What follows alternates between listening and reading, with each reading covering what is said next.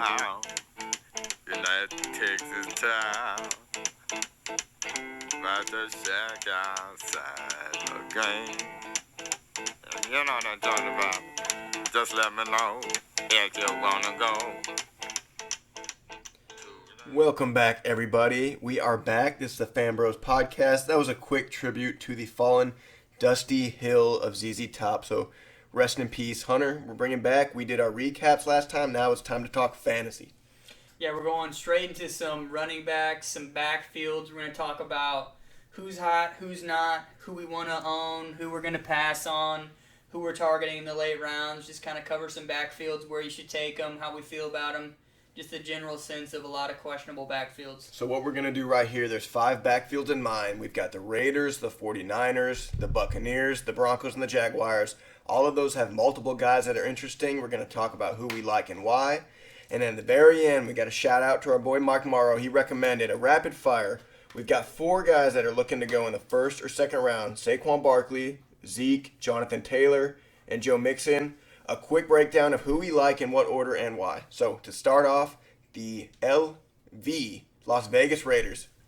Josh Jacobs and Kenyon Drake. Now, Josh Jacobs, he had a really good season last year. It was basically a volume season. His production was down from his rookie year.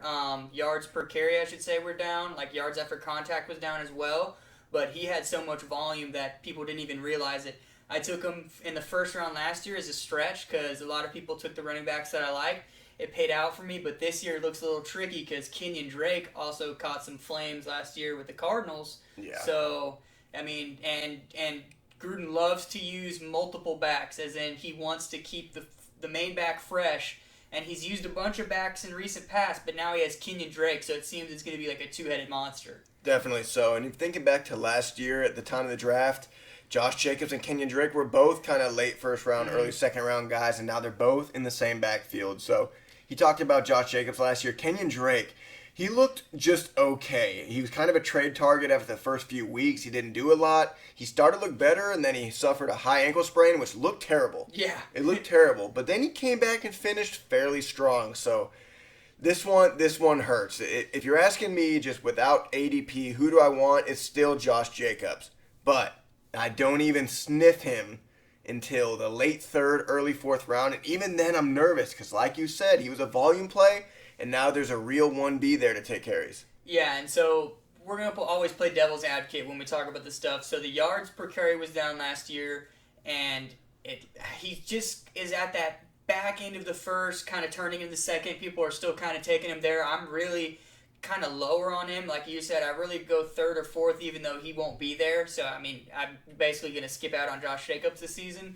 But the only positive, if you're really a Josh Jacobs truther, is that having Kenyon Drake in there, he's probably going to get more work than the other backs combined. So Josh Jacobs could be well rested and actually get his stats back up. But it's also, you never know if Gruden gets the hot hand with Kenyon Drake going, he might just roll with that. So I really don't want Josh Jacobs.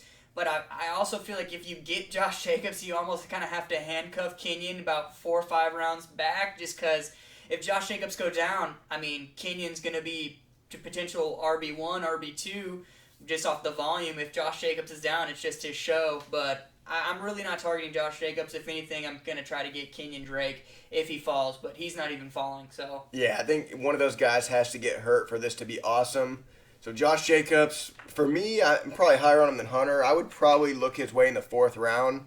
Now, let's say you've got 3 running backs on board already. You're kind of going into 8th, 9th round. Do you take Kenyon Drake if you're not a Josh Jacobs owner? potentially. Is he a handcuff only, or is he going to have standalone? He kind of has that Kareem Hunt vibe, where obviously we know he's not Kareem Hunt. Kareem Hunt is top 3 back in the league at all times. Now, people forget that because Nick Chubb is there. Nick Chubb is top 2 as well. I mean, Nick Chubb's a freak.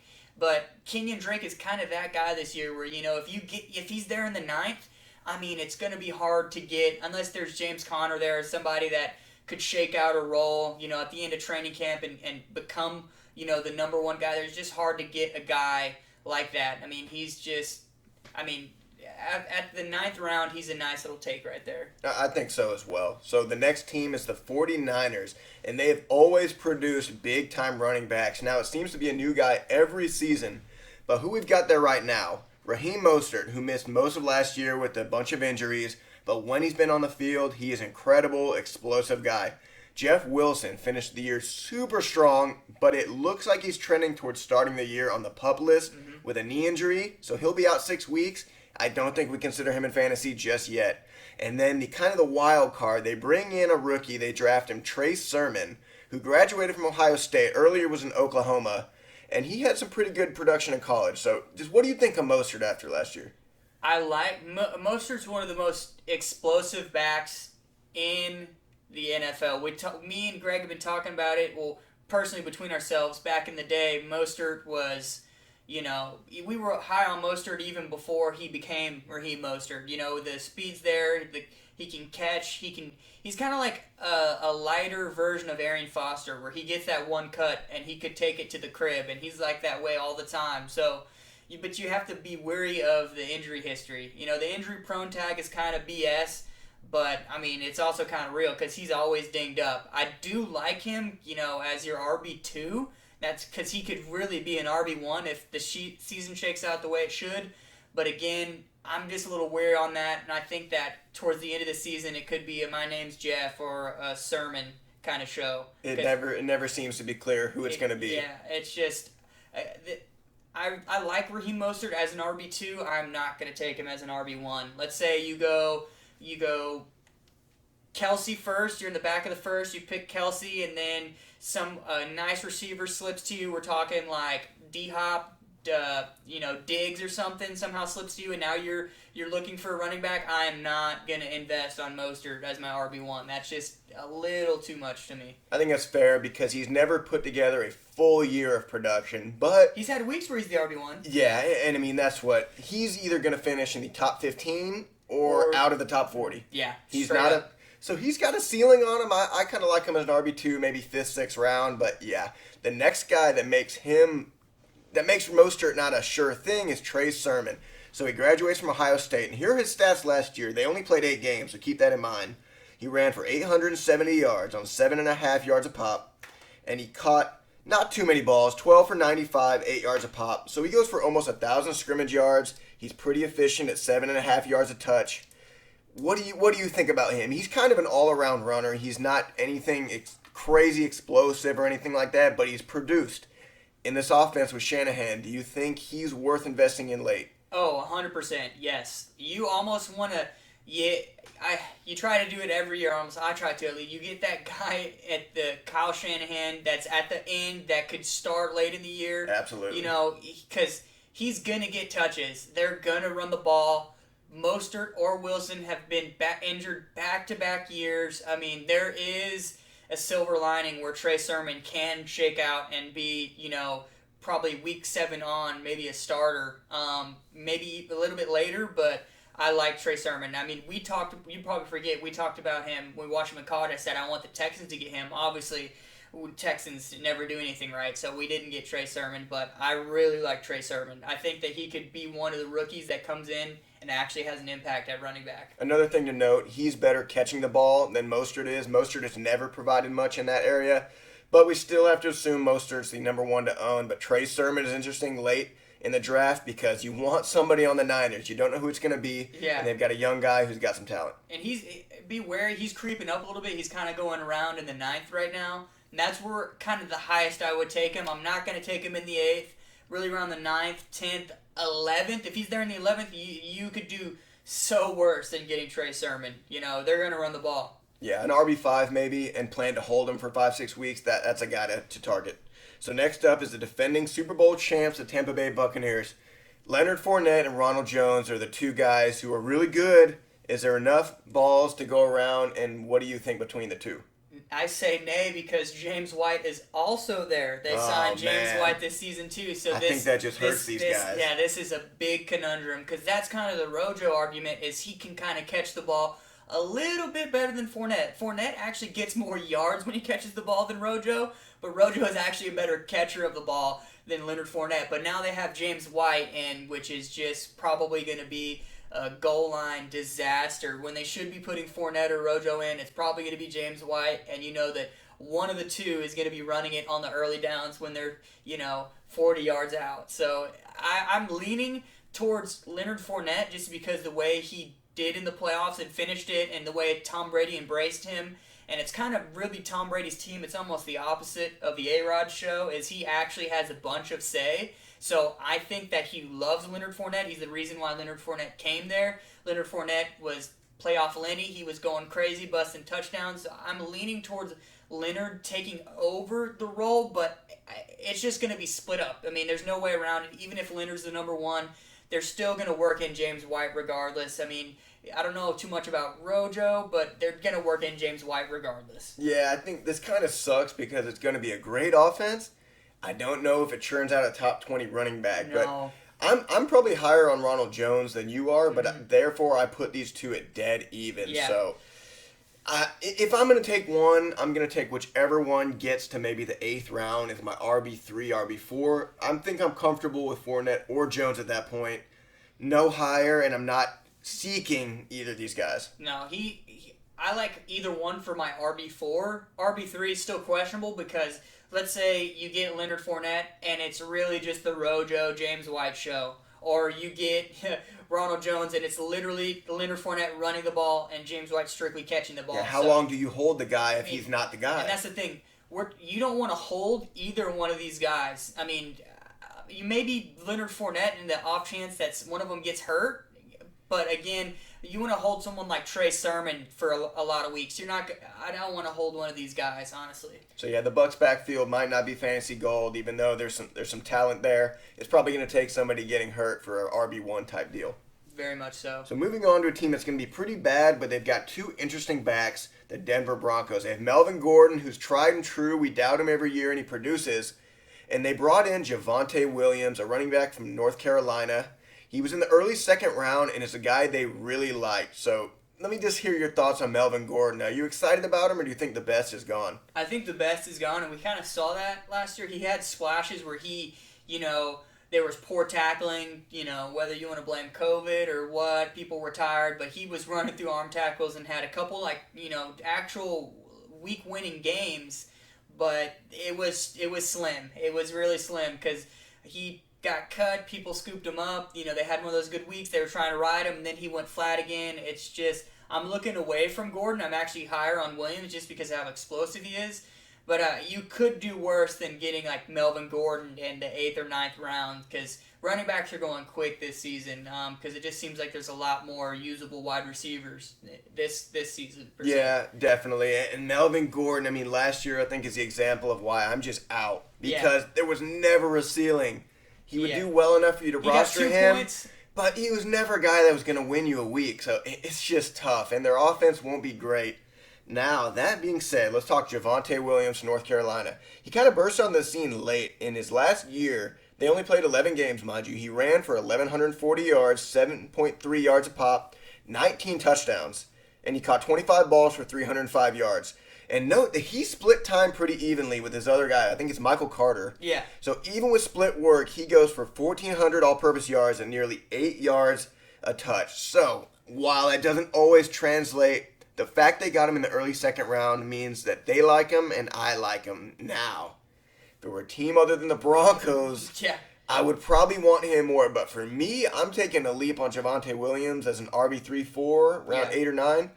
I'm excited about him, and Dynasty League, I think he's an absolute stud. Yeah, I'm actually we have a keeper league, and I'm kind of targeting him over Trey Sermon, because I know Trey Sermon's going to go early, and you kind of want to get that running back that can pay off as the keeper next year. He's just so explosive. Let's say he only gets 10 to 12 touches this year. Kamara, his rookie year, made a killing off 10 to 12 touches. If the touches are right now, granted, that was the Saints. They have a way better play caller, way better system, things of that nature. But the Broncos don't know the Broncos are bad. They're bringing in Teddy Bridgewater. They believe in what's that? The white Drew boy, Lock. Drew Lock. They believe in Drew Lock. They believe Noah Fant, Jerry Jeudy. They think they got a squad. So I think that he actually will have a decent year. Maybe 800 yards from scrimmage and some tutties. I can see it. So he's probably not fantasy gold, but he's interesting to me. He could maybe get you some weeks down the line, definitely, because running backs are going to go thin, especially with COVID, and we kind of experienced that last year. I mean, that's a nice back-end running back you could grab. Let me give you just a super quick what if. You get to let's say the 12th round in the draft. You have 4 running backs already. Kenyon Drake and Melvin Gordon are there. Who do you want and why? Ooh, Kenyon Drake, Melvin Gordon. Kenyon Drake on the Raiders, Melvin Gordon still on the Broncos with the rookie at his heels. I would take Kenyon Drake just Okay. because they run the ball so much that he has a better shot. Even though he's the backup, I think he's going to have his guaranteed touches, and if Josh Jacobs misses a week or anything of that nature, man, I think that Kenyon Drake could definitely have some RB1 weeks easy. Definitely. He has a higher upside. Is probably the handcuff-ish guy. So Yeah. I'm with you. Yeah, I just don't love the Broncos. That's more of it. Melvin Gordon's good, but don't like the Broncos, and I think the rookie gets a little more than Melvin. Definitely. The last team we're going to break down is the Jacksonville Jaguars. So James Robinson was an interesting person. He probably got picked up in leagues last year. He wasn't drafted many places, and he was incredible the first half of the year. Now he slowed down at the end, got a little nicked up, but still, he looked like the future at running back until the Jaguars draft Travis Etienne, Trevor Lawrence's teammate from Clemson. What do you think of that backfield? Well, I even was okay with that when it happened, but then they just were working out Travis Etienne as strictly as a receiver when that's a big, strong suit for James Robinson. So it seems to me that they're trying to build them both the same and just kind of interchange them. So I'm leaning towards Travis Etienne because there's a reason they did that. It's a culture change. They're trying to bring in these 2 boys from Clemson that know a lot about winning, very clutch players, very explosive players. But James Robinson is actually so good. He was really good. The Jaguars sucked, and he was literally carrying people for 5 yards a carry. You know what I mean? He was just putting in work for the shitty-ass Jags last year. But, man, I like Etienne. He's kind of rising a little bit. I mean, James Robinson is the more of a snag per se. He's going a couple rounds back, so you could maybe ride that out at the beginning of the season with Etienne probably getting less touches at the beginning. But I think Etienne by the end of the season is going to shake this out and probably be the quote-unquote workhorse, whatever that is in this future offense. And you mentioned it, I think it's good to remember. Rookie running backs climb up ADP as the draft get closer. Yeah. Because the unknown is exciting, right? Yes. You always want to think, it's the next Kareem Hunt. It's the next guy that just comes on and takes over. It's the next Kamara. Yeah. It's the next Kareem. Now, I think what gives Etienne some validity is that Urban Meyer's a coach. He's an egomaniac. It looks like he wants to rebuild this team for what he wants, and they went after Etienne. So at the same ADP spot, let's say 8th round, I need a back, I'm taking Etienne. Mm-hmm. I kind of like what you're doing, though, and waiting until round 10 or 11 and taking James Robinson because I like what we saw. Yeah, and that was with a team that's really probably worse than what we'll see this year. So this might be a 2-headed monster that can produce value, but I like James Robinson later rather than Etienne early. But if you're talking an even playing field, give me Etienne. Okay, I got one for you. So it's the 9th round. You've got 3 RBs. You're looking to get one more because there's a lot of wide receivers left. There's some good wide receivers left. Okay. You going James Robinson, this is the 10th round, or David Johnson? I'm going James Robinson because I don't want any of the Texans running backs. Got it. If a gun to my head, I had to pick one, I would go with Phillip Lindsay. Okay. I know that's a little unique for me, but that's easy for me, James Robinson. I don't want any part of the Texans. Yeah. How about you? Man, I was hoping you didn't flip that my way. I'm probably the same. I'm a little bit higher on David Johnson just because he did finish the year kind of good, and if you are a Texans fan, you know he was actually pretty banged up during the season. Didn't come out a lot that he was banged up, but he was definitely banged up. But that Texans backfield scares me, man. They're trying to tank. Everyone knows they're trying to tank. I go James Robinson in the 10th. So I just want to give people a couple stats from Etienne's college career. He was a 4-year player, started the last 3. He went for almost 5,000 rushing yards in his 4 years with 70 touchdowns and 7.2 yards a carry. And he also eclipsed 1,000 receiving yards over 4 seasons for 8 more touchdowns. So he's done it all for a long time. He's kind of got the proven track record. So He's interesting, Yeah. but those are two good backs. Yeah, and if there's one rookie running back that has the quickest path to being, a solidified, let's say, not RB1, but RB2 workload, it's ETN. It's ETN. It's the changing of the tides. They're trying to bring all these boys in. I mean, they switched everything out. They brought in Marvin Jones when they actually had a decent receiving core. They kind of switched everything up. So it's going to take a couple weeks to see, but I think Urban Meyer is going to lean towards his new draft picks. I can see it. So we hope you liked that. That was 5 teams that had kind of mystery backfields. That's how we feel about them. A quick rapid fire. We want to get this done in a few minutes. Hunter, between Saquon Barkley, Zeke, Jonathan Taylor, and Joe Mixon. Rank them for me and give me a quick synopsis of why each one is where. Okay, I'm going to rank them as I like them for their EDP. So who's going first ADP-wise? It's going to be Saquon, Zeke, JT, then Mixon. That's how the drafts are shaking up right now currently. How I like them is JT, Jonathan Taylor, or Zeke as my number 1. So I really like JT a lot more than Zeke just because I think that they're more running offense. Dak's back. It's a nice little slang, but he is back. CD's looking good. They've got a lot of receiving options there compared to Colts, where T.Y. is kind of dying down. So it's JT for me, Zeke, Saquon, then Mixon. Now, if Saquon wasn't going to start off on the pup, I'd probably have him as my number 2 over Zeke just because of pure athleticism, who's in their prime type deal. But he's on the pup.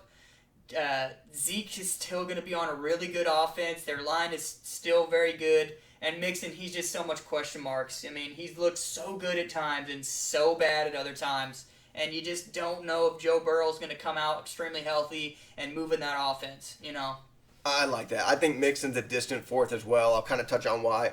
For me, I'm really close between Saquon and Jonathan Taylor. If I'm at the 5 hole, I'm torn between those two guys, and I'm happy with either one. I slightly lean Saquon just because I think Saquon's argument is probably the better player, the worst situation. Yep. Jonathan Taylor's still a good player, but not better as good situation, a really good situation. And I just want the dynamic athlete, and I think assuming Saquon comes back, maybe he's eased in, but if he's full-blown RB1 by week 3 or 4, give me him in the 5 spot. So I give him the edge, then Jonathan Taylor.